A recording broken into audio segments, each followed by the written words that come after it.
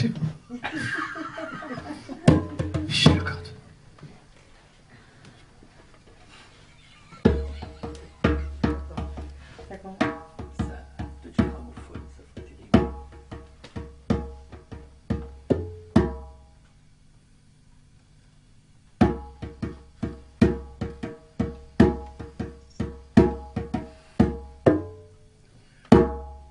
Au joli bois, j'ai rencontré mamie. Quand m'aperçut, elle fut réjouie. Elle me dit tout bas en souriant: baisez-moi tant, aimez-moi tant, je serai votre ami. Baisez-moi tant, aimez-moi tant, je serai votre ami.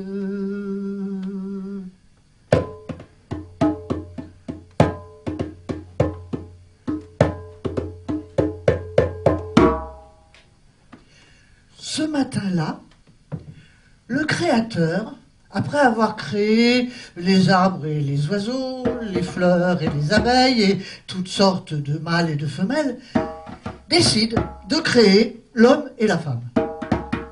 Mais comme il a l'esprit un petit peu coquin, taquin et surtout curieux, inventif, il décide non pas de les créer côte à côte, mais de les créer séparément, afin de voir lequel irait rejoindre l'autre le premier. Alors, il installe un chemin, tout en longueur, planté d'arbres, et à chaque bout du chemin, une cabane. Une cabane pour l'homme, une cabane pour la femme. Et puis, pour corser un peu l'histoire, il leur ferme les paupières. Et à ce moment-là, il s'apprête à aller faire sa sieste. Ah oui, mais s'il fait sa sieste, s'il dort, il ne verra pas qui va rejoindre l'autre. Alors, il installe sur le chemin plein de feuilles sèches. Comme ça, le premier qui marchera dessus, il les entendra et il saura que c'est lui ou elle qui va rejoindre l'autre. L'homme et la femme se débrouillent comme ils peuvent. Un matin, un oiseau va griffer les paupières de la femme. Et à ce moment-là, elle se rend compte qu'elle peut les ouvrir. Elle les ouvre, elle voit et elle regarde. Elle regarde sa cabane, elle regarde le chemin, et au bout du chemin, une autre cabane qui ressemble beaucoup à la sienne. Et devant la cabane, un personnage qui déambule, qui lui ressemble beaucoup, une tête, deux bras, deux jambes. Elle décide d'aller rejoindre l'autre personne. Elle s'apprête à marcher sur le chemin. Mais pourquoi ce chemin est plein de feuilles sèches alors que tout autour les arbres sont verts? Ah, c'est l'autre là-haut. C'est l'autre là-haut qui veut nous surveiller, savoir exactement ce qu'on fait. Ben moi, j'ai pas envie qu'il sache. Alors elle prend un seau, elle le remplit d'eau et elle avance sur le chemin en versant de l'eau avant chaque pas. Et donc elle arrive au bout du chemin sans avoir fait un bruit attendu par l'autre. Quand elle arrive de l'autre côté, elle voit l'homme. Ah oui, c'est vrai qu'il me ressemble un peu, une tête, deux bras, deux jambes, mais il y a aussi beaucoup de différences. Hein. Il n'a pas de poitrine. Enfin, si, il a des tétons, c'est tout plat. Et puis, c'est quoi ce truc qu'il a entre les jambes? Et pourtant, elle est attirée par lui. Alors, elle s'approche de lui et elle lui griffe les paupières. Puis elle se recule parce qu'on ne sait pas très bien comment il va réagir.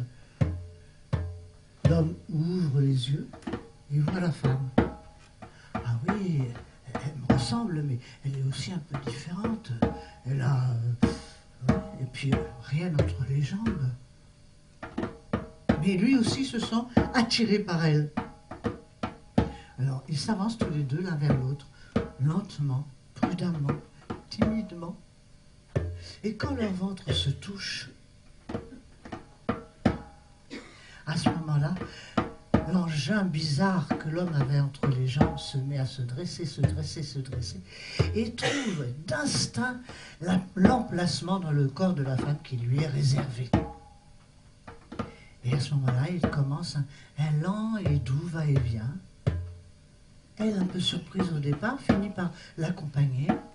Et puis, elle découvre aussi que se caresser le pubis contre le pubis de l'homme, c'est aussi très agréable. Et tous les deux, c'est tellement bon qu'ils perdent l'équilibre et qu'ils se retrouvent par terre. Et comme ils ne se sont pas désunis, ils continuent par terre. Et c'est tellement bon. Et c'est tellement bon.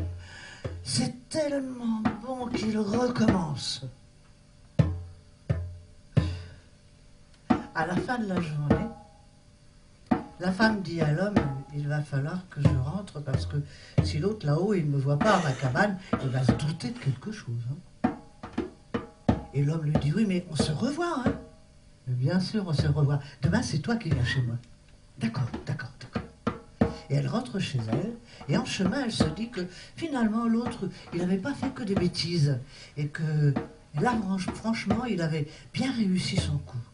Parce que l'homme et elle, ils étaient vraiment faits l'un pour l'autre, l'un dans l'autre. Elle rentre chez elle et elle attend l'homme. Et l'homme, le lendemain, part pour aller rejoindre la femme. Il démarre dans le chemin et les feuilles avaient séché.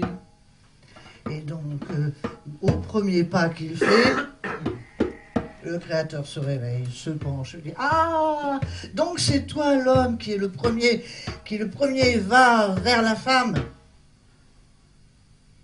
Eh bien, désormais, tous les hommes ils seront les premiers à aller vers les femmes. Alors l'homme essaye bien. « Oui, mais monsieur... » Puis il se tait. Ah oui, il se tait. Que voulez-vous? Peut-on dire à son Créateur qu'il s'est trompé?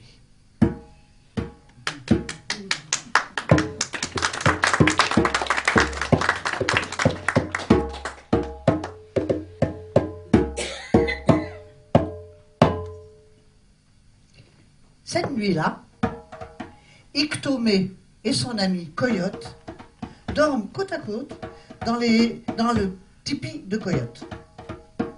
En pleine nuit, Iktomé se dresse sur son lit et pousse un cri d'épouvante. Évidemment, ça réveille Coyote, qui lui dit « Mais pourquoi tu me réveilles comme ça en pleine nuit ? Oh, j'ai fait un cauchemar, mais un cauchemar terrible. Bon, ben, puisque tu m'as réveillé, vas-y, raconte-moi. » Eh bien voilà, j'étais le long d'une route, et de l'autre côté de la route, il y avait un champ, et dans le champ, il y avait une très belle fontaine, et dans la belle fontaine, il y avait une très jolie jeune femme, avec des cheveux jusque-là, et puis des... Oh, Iktomé, mais c'est pas un cauchemar, ça. Oui, mais... À ce moment-là, ma queue s'est mise à grandir. Elle a traversé la route. Iktomé, des cauchemars comme ça, moi je veux bien en faire toutes les nuits. Oui, mais... Elle a traversé la route, elle a traversé le champ, et puis elle a été jusqu'à la fontaine, et puis elle est rentrée dans la fontaine. Oh, Iktomé, au nom de notre amitié, fais-moi une petite place dans tes cauchemars. Oui, mais elle est rentrée dans la fontaine, et au moment où elle allait toucher le ventre de la femme, la diligence est passée sur la route.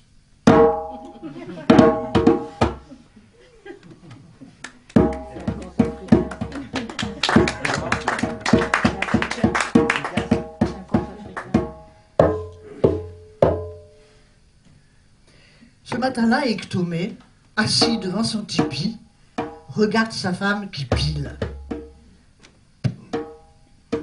Oh, qu'est-ce qu'elle est moche. Ah non, elle n'est pas moche, elle est vieille. Qu'est-ce qu'elle est vieille, elle est vieille. Alors que moi, je suis encore jeune, je suis encore beau, je suis encore costaud, je suis encore puissant. Mais alors, elle, je mérite autre chose, hein. Ah, vraiment autre chose. Je mérite mieux.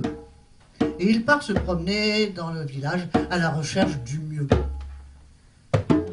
Il croise une jeune fille qui est devant son tipi en train de coudre.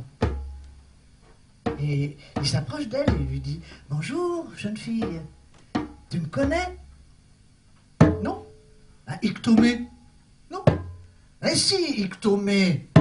Enfin, je suis l'homme le plus costaud, le plus puissant, le plus beau du village. Non ?» Et la jeune fille se met à éclater de rire. Et elle ne peut plus s'arrêter de rire. Et lui, il prend ça pour un oui, pour un d'accord. Alors il lui dit, est-ce que tu veux que ton Iktomé te donne du plaisir? Et elle éclate de rire encore plus fort.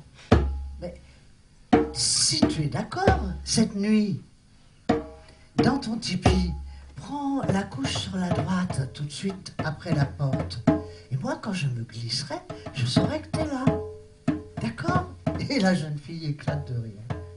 Mais la femme d'Iktomé, qui avait tout entendu, s'est approchée de la jeune fille et lui a dit « Vraiment, tu as l'intention de coucher avec lui ?»« Oh non, dit la jeune fille, il est trop vieux.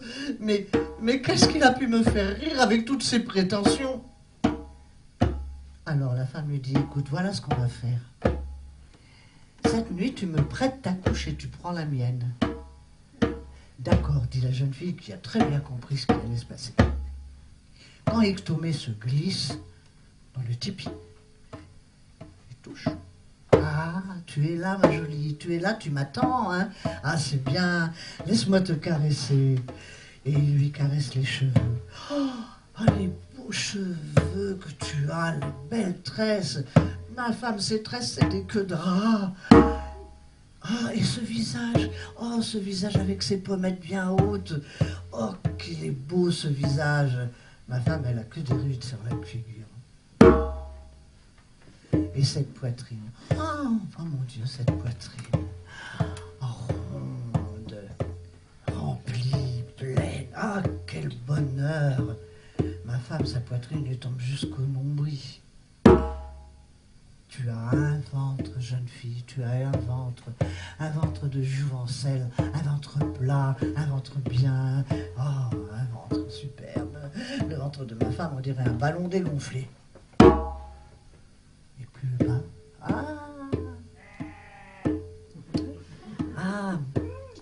tu as une toison vraiment très très douce, très fine, très frisée. Oh, qu'elle est belle ta toison. Ma femme, c'est du crin. Et toi, c'est de la soie.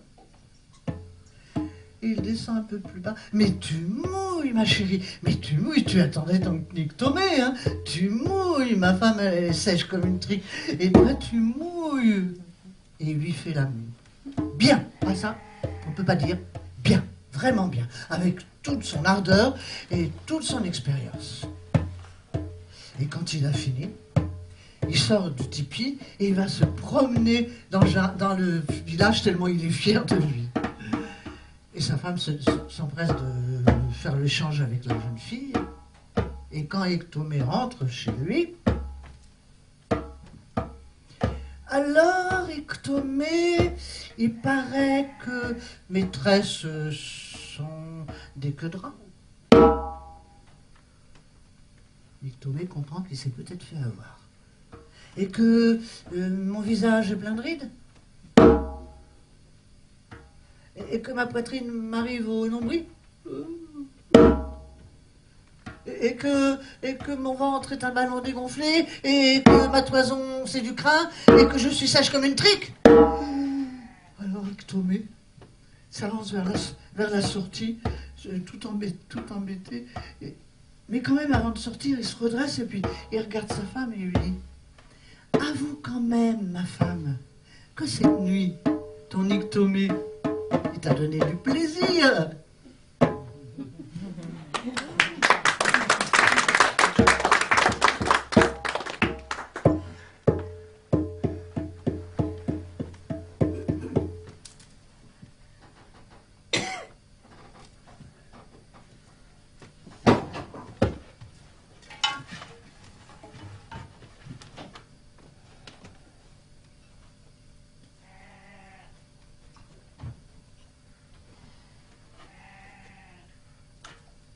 Les contes viennent du pays du rêve.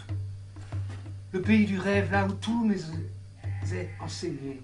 La sagesse, le merveilleux, l'extraordinaire. Le pays du rêve. Et ce conte-ci vient du pays du rêve. C'est le conte d'un chef de clan. Un chef de clan qui ne pensait qu'à faire jiki jiki. Il ne pensait qu'à ça. Aller à la chasse, ça n'intéressait pas. Il laissait ses guerriers aller à la chasse. Aller à la pêche, ça ne l'intéressait pas. Rien ne l'intéressait. Jiki jiki. Tous les jours, une fille passait, jiki jiki. Une autre fille passait, jiki jiki. Il ne faisait que ça. Certains au village avaient tendance à dire qu'il avait peut-être reçu un coup de boomerang derrière la tête. Mais enfin, c'était ça, c'était le chef du clan. Et il faisait jiki jiki. Et tous les soirs. Et un beau soir, il s'endormit, à côté d'une très belle femme.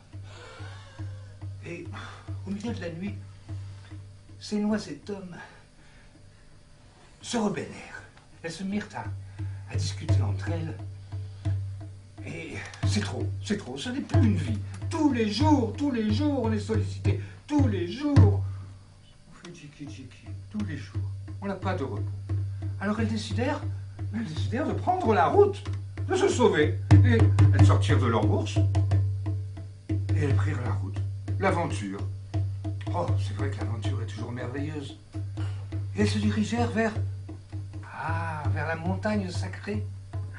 Là où réside le serpent arc-en-ciel, le grand serpent magique.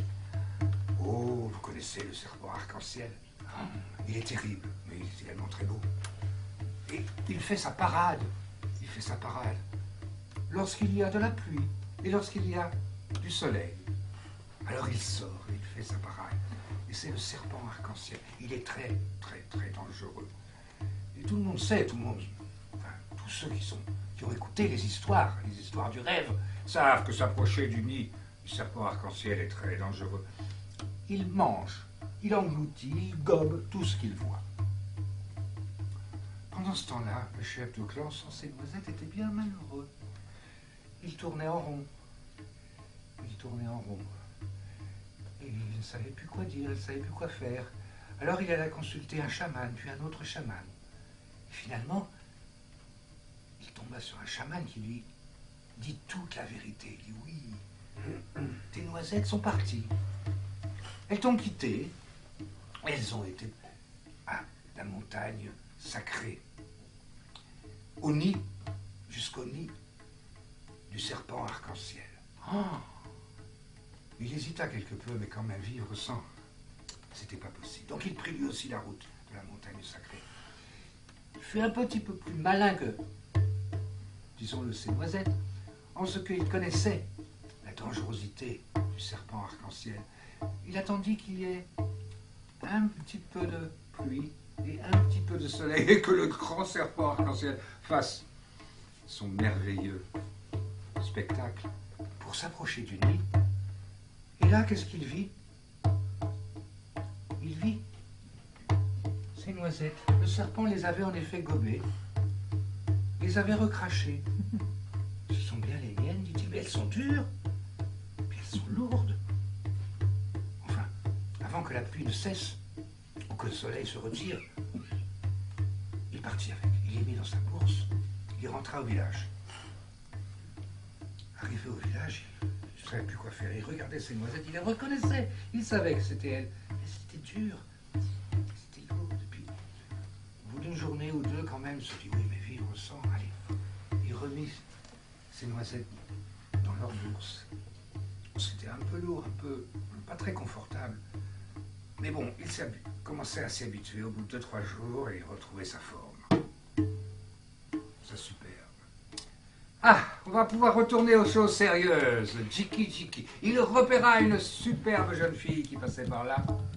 Il s'approcha d'elle.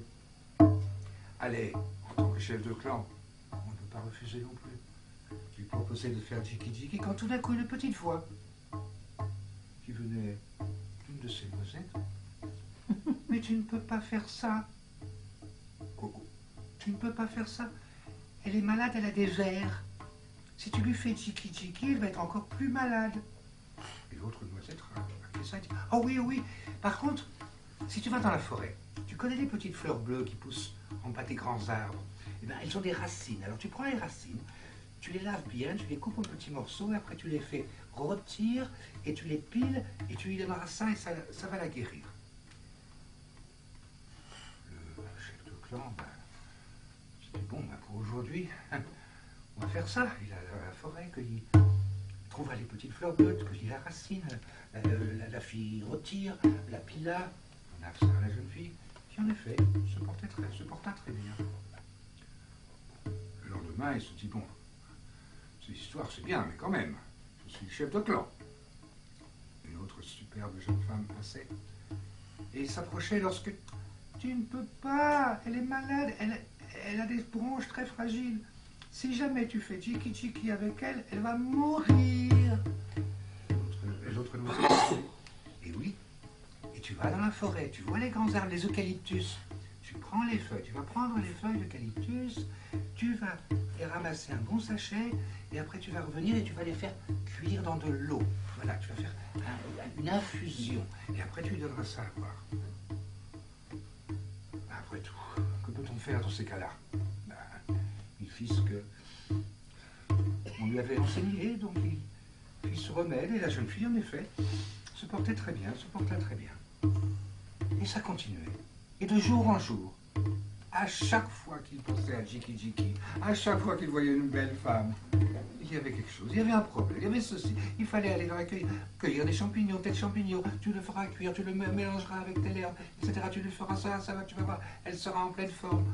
Et il n'arrêtait pas. Tous les jours, il courait dans la forêt, il allait récolter des herbes, des champignons, des racines. Il revenait avec des recettes en tête, avec ceci à faire, ceci à faire.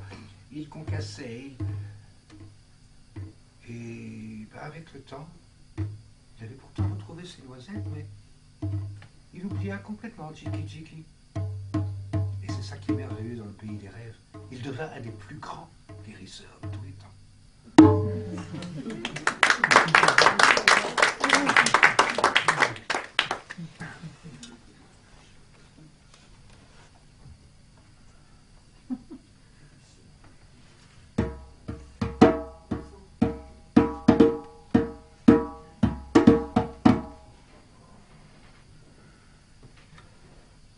Monsieur Dard et Madame Jolivaz habitaient le même village. Et leurs cases étaient voisines. Ils s'entendaient bien, comme deux voisins. Un jour, Monsieur Dard décide d'aller au marché de la ville pour acheter du sel. Et gentiment, il propose à Madame Jolivaz de l'accompagner si elle avait des courses à faire. Et justement, Madame Jolivaz devait s'acheter un nouveau pagne. L'autre était vraiment trop vieux. Alors ils sont partis tous les deux à la ville. Au marché, Monsieur Dard a acheté le sel, Madame Jolivaz a acheté son pagne, et ils sont revenus vers le village. Mais en chemin, ils ont été surpris par une averse, mais une averse. On aurait dit des cailloux qui tombaient du ciel. Et Monsieur Dard était très inquiet pour son sel. Alors il a dit à Madame Jolivaz, est-ce que vous accepteriez de mettre mon sel à l'abri dans votre bouche? Bien sûr, dit Madame Jolivaz. Elle retire son pagne, elle ouvre ses belles lèvres rouges, et Monsieur Dard verse le sel. Elle referme ses lèvres, elle referme son pagne, et ils partent à la recherche d'un arbre assez grand pour les protéger de la pluie. Quand la pluie cesse de tomber, Monsieur Dard demande à Madame Jolivaz de lui rendre son sel. Madame Jolivaz est très embêtée parce que le sel a disparu. Comment ça a disparu? Ah oui, il a disparu. Mais c'est pas possible, c'est moi qui l'ai mis. Je sais bien qu'il est là, je l'ai mis moi-même. Ben, je sais, mais il a disparu. Mais c'est pas vrai, c'est pas possible, vous mentez. Ah, si vous ne me croyez pas, allez voir vous-même. Alors, de colère, il se dresse, il rentre dans la bouche de Madame Jolivaz et il cherche, à droite, à gauche, devant, derrière, à droite, à gauche, devant, derrière. Madame Jolivaz l'encourage. Cherchez bien, prenez votre temps, cherchez partout, n'oubliez aucun coin. Cherchez, cherchez, cherchez. Et il cherche, il cherche, il cherche, et il ne trouve pas son sel. Alors, à un moment donné, complètement exaspéré, il crache. Puis il se retire tout penaud. Et Madame Jolivaz lui dit, alors vous l'avez retrouvé? Eh bien, c'est que vous avez mal cherché. Retournez-y. Et il y retourne. Une fois, deux fois, trois fois, 10 fois, 100 fois, 1000 fois, tous les jours. Alors bien sûr, à la longue, il y a trouvé son plaisir. Mais jamais, jamais, jamais, il n'a retrouvé son sel.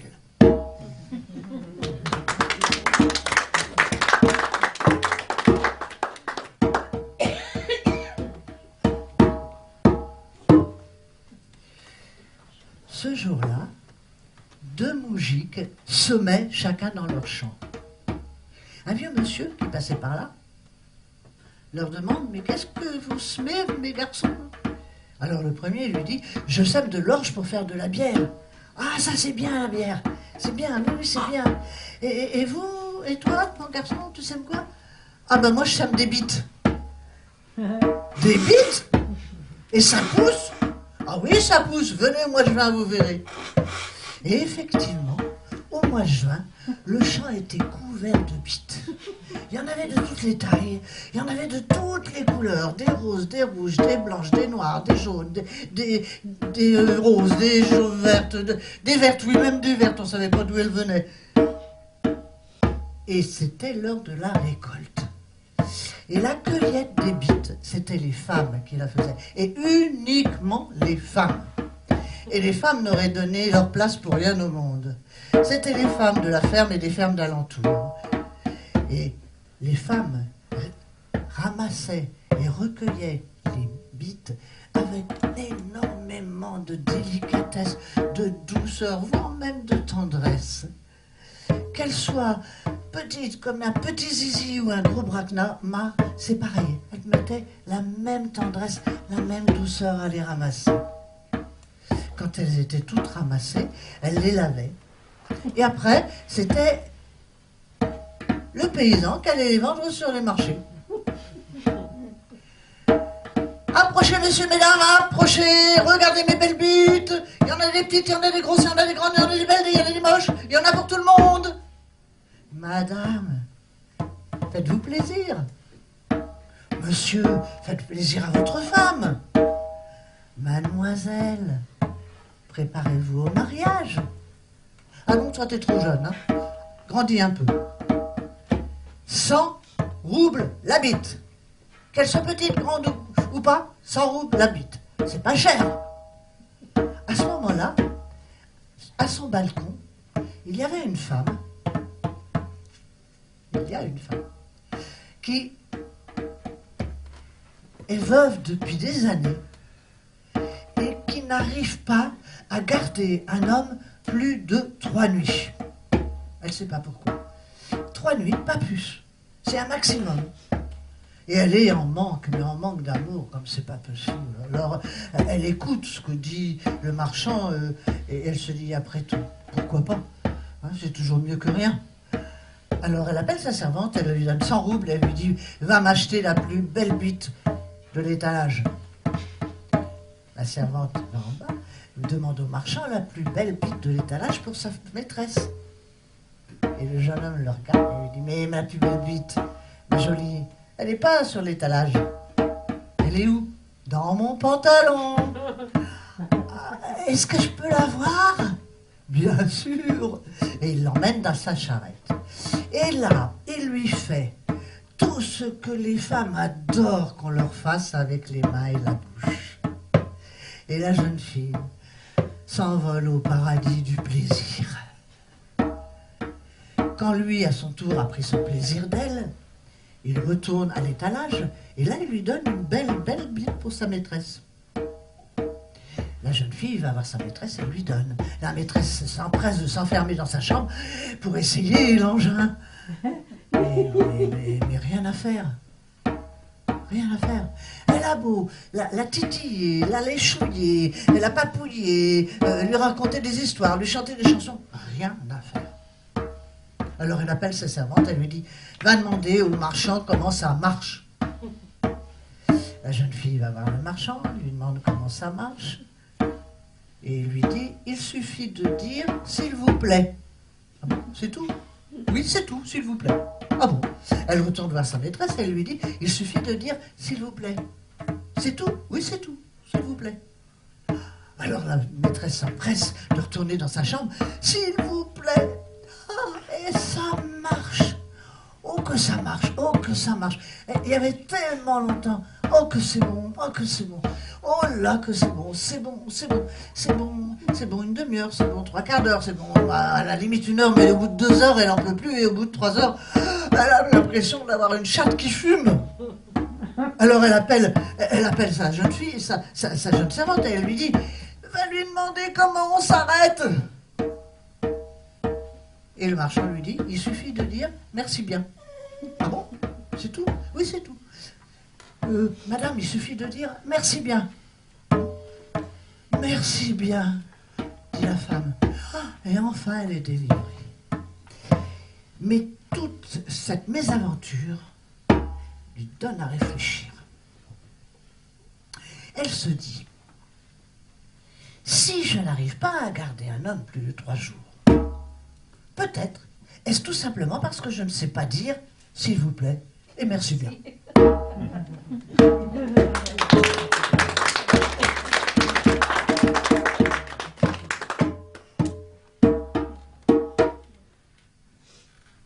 Voilà l'histoire de Mazzetto. Mazzetto, c'est un jeune homme beau comme un dieu. Beau, mais alors beau. Il a un corps d'athlète, mais mince. Il a un visage d'ange, avec des yeux verts, une peau mate, des cheveux frisés bruns qui lui tombent jusque sur les épaules. Il est beau, mais il est beau. Lui, il s'en fiche, parce qu'il ne sait même pas qu'il est beau. Et puis surtout, le problème, c'est qu'il travaille tous les jours avec son père, ses frères et les voisins au champ. Et lui, ce qu'il veut, son rêve, c'est de travailler avec des femmes, être entouré de femmes, être dans son travail. Alors un jour, il entend un vieux monsieur qui était jardinier dans un couvent, qui venait de donner sa démission. Il va le voir et lui dit « Pourquoi vous avez donné votre démission ?» Parce que le travail était trop dur et puis moi je deviens trop vieux, c'est plus possible. Et puis en plus j'étais payé avec des copinettes. Je veux plus y aller là-bas. Mais quel travail vous faisiez là-bas? Et l'homme lui explique qu'il était obligé de s'occuper du jardin, qui était un très grand jardin, qu'il devait également s'occuper du bois, aller couper du bois, fendre des bûches, et qu'il avait aussi comme tâche de puiser de l'eau 3 fois par jour pour les emmener auprès des nonnettes.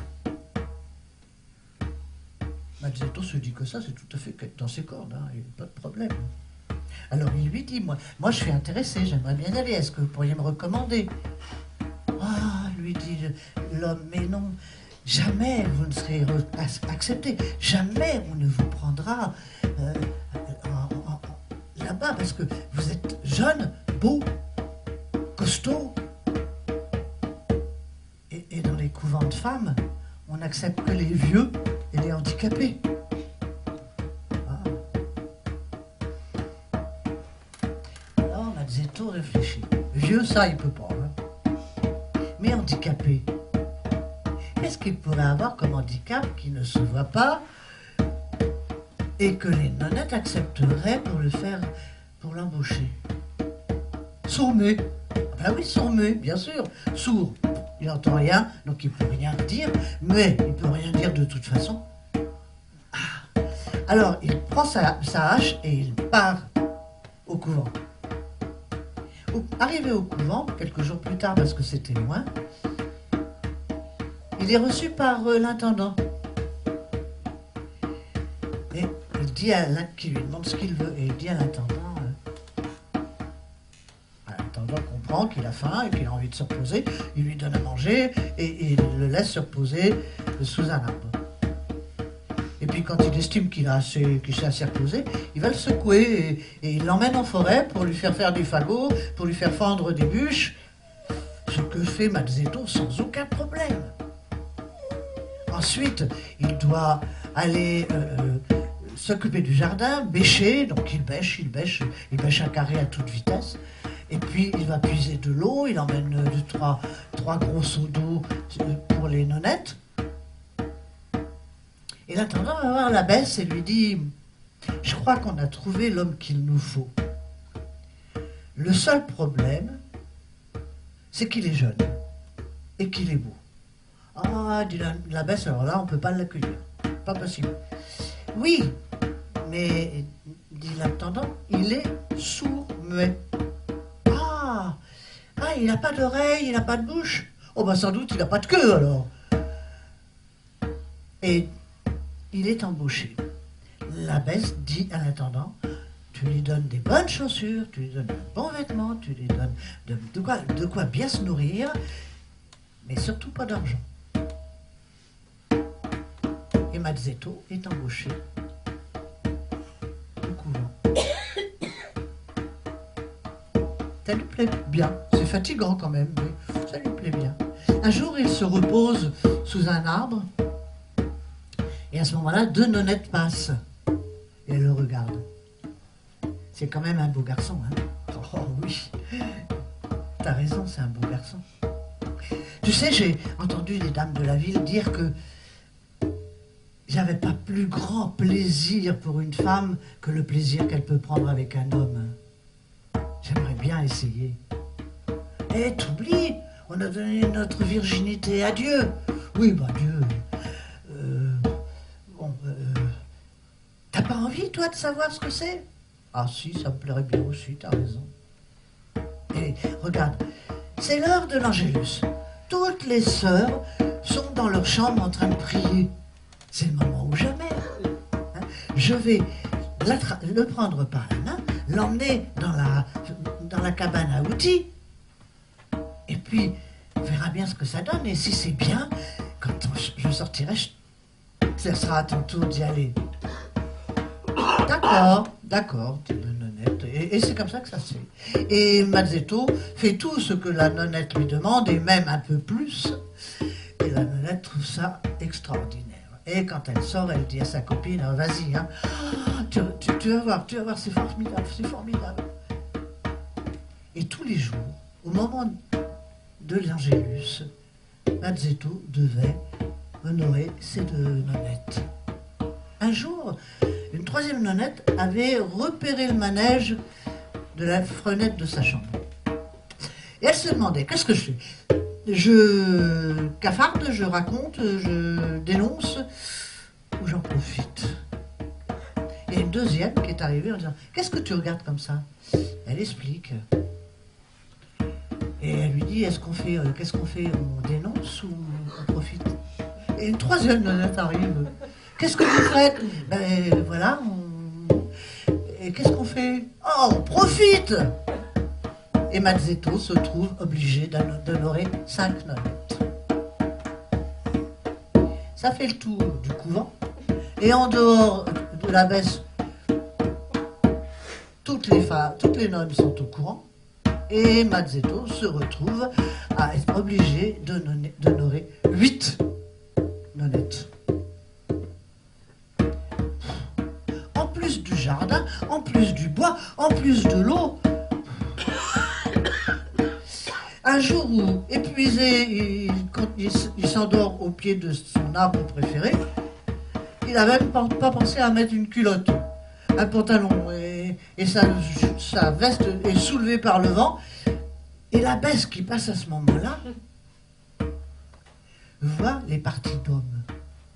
Elle en avait entendu parler, elle savait que ça existait, puis elle avait vu des animaux, mais elle n'en avait jamais vu d'aussi près.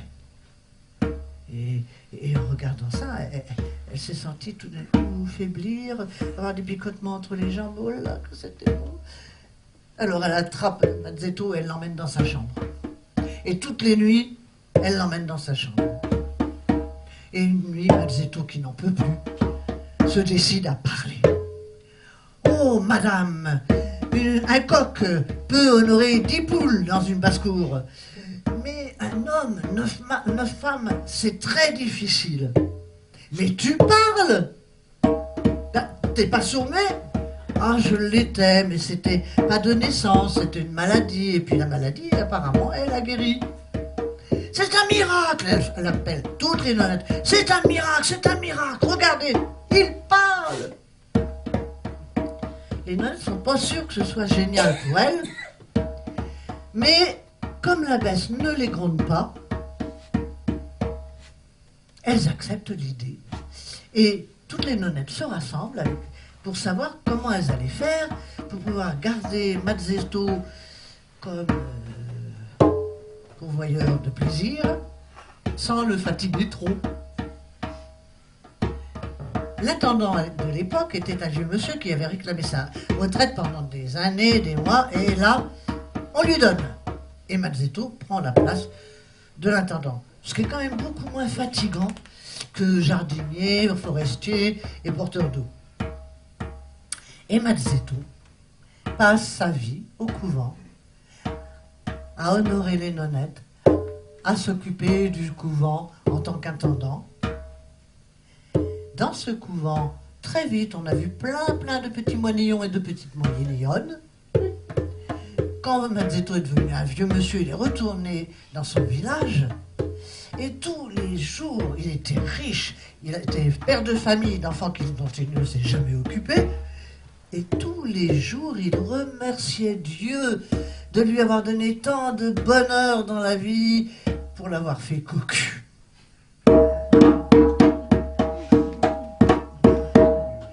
Je vous ai dit vrai, et le conte est fini. Oh, jamais n'aurais d'un autre cœur envie, si doucement dans les jours de ma vie, elle me dit tout bas en souriant, baisez-moi tant, aimez-moi tant, baisez-moi tant, aimez-moi tant, baisez-moi tant, aimez-moi tant, baisez-moi tant, aimez-moi tant, baisez-moi tant, aimez-moi tant, je serai votre ami.